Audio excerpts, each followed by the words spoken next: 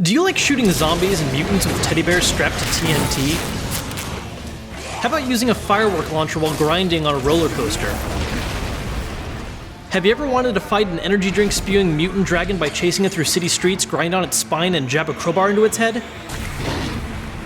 Okay, maybe that last one was just a little too specific, but that's the kind of stuff that the Xbox One exclusive Sunset Overdrive sets out to do. Combining fast travel grind mechanics with hordes of mutant creatures, ridiculous weapons, over-the-top aesthetics, and a lot of intentional fourth wall breaking and referential humor, kind of a finely tuned fusion of Dead Rising and Saints Row with just a pinch of jet set radio and punk music flavoring. The basic idea is that a major, super powerful corporation accidentally made an energy drink that turns people into horrid monsters. Basically think that Monster took things a little too literally.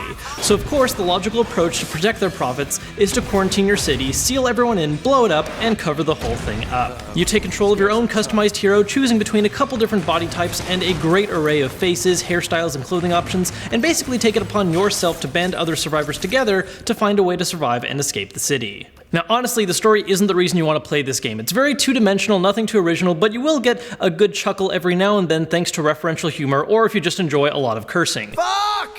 Now the reason you do want to play this game though is its core gameplay and its art style, which is phenomenal. Far from being a realistic looking world, everything is vibrant, colorful, and at times absolutely gorgeous. More importantly though, it's amazing how smooth the gameplay looks despite how absolutely insane it can get visually.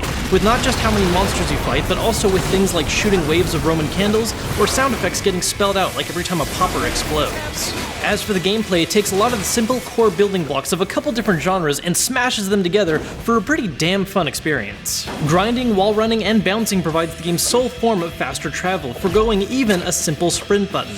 And players combine these various forms of travel with ridiculous weapons to stay away from enemies and bring a lot of pain. It's not just as simple though as grind on stuff and shoot things. The game also includes these equipable little things called amps, and what they do is unlock powerful upgrades mid-combat as a reward for fighting with style.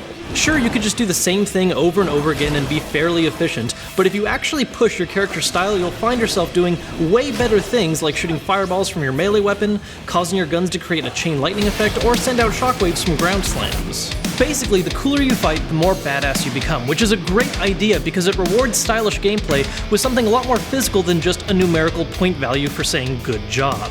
Now, there is a problem with this gameplay though under the hood, and that's the fact that a lot of the customization options are a little more daunting than they really feel like they need to be. The game rushes you at the start with a lot of information. At first it's just really simple stuff like, yeah, here's how you equip a weapon. But then you get into amps, which are equipped to multiple different slots, as well as having slots dedicated to every individual weapon you have equipped. And to top that off, there's also overdrives, which are on an entirely different set of slots dedicated to equipping constant passive bonuses you unlock for favoring certain playstyles, like grinding often or using automatic guns a lot. It's not so much that it's completely overwhelming, but it just feels unnecessary. The gameplay itself is so intuitive and free-flowing, but the customization is just slots galore that need updating every time you get a new overdrive or amp. Now, I'm not saying that customization is a bad thing. That's an argument that I'd almost never really make, but there is such a thing as having more streamlined customization that's friendly and having something that's needlessly complex that just bogs down the otherwise really fast-paced gameplay. Now, one thing I will praise about this though is the fact that every single area you can upgrade has its own unique resource, and they can all be gained by just simply playing the game, requiring very little forced grinding. Quests and monsters will give you money and overcharge used for buying clothing and guns respectively, while amps are earned for collectibles you find pretty often by just using the free-running mechanics smartly. And overdrives are literally just from playing the game. Grind long enough and you'll earn badges that can go towards buying one.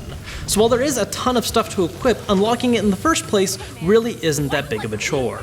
So the core mechanics in this game, other than being a little bit much at times, are pretty solid overall, but how does the game make you use them? Well, as is common amongst most free-roam games, the game is mostly divided between main story missions and side missions. Core missions are for the most part really good. There's a decent variety in objectives and special rules, and while the story isn't that great, enough silly crap happens to make the whole thing entertaining, with its only downfall really being that I wish it were longer.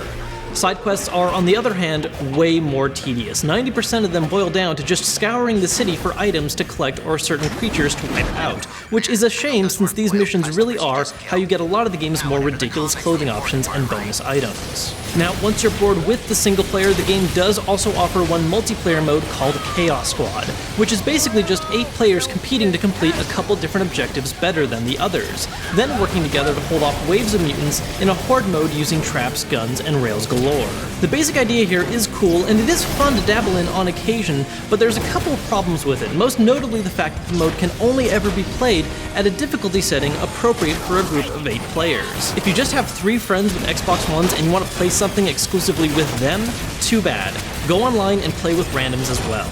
Chaos Squad on its own is still fun to play with, but I just really wish the game offered some alternative multiplayer modes for smaller scales, even if it was just something as simple as having 4 players do a longer version of the Horde mode, or even just having 2 players work cooperatively in the game's main missions. Overall, Sunset Overdrive is a great game whose biggest flaw is just how fast it can burn you out. The gameplay is fantastic but can only sustain itself so long considering the length of the main campaign, and while Chaos Squad can be a fun diversion, without a more personal friends-focused option, it's going to lose some of you from being able to play it long term. That being said, it's still definitely one of the strongest titles, and if not the strongest Xbox One exclusive currently out. It just could have been that much more perfect had there been a little more tweaking to what options were available. Well, that was my review of Sunset Overdrive. If you guys want to grab the game, I do have a link posted down below as a way to help you out, and there's also a way to follow me on Twitter. Now, if you guys enjoyed this video, please make sure to hit that thumbs up button to let me know, as well as subscribe so you don't miss any more future content.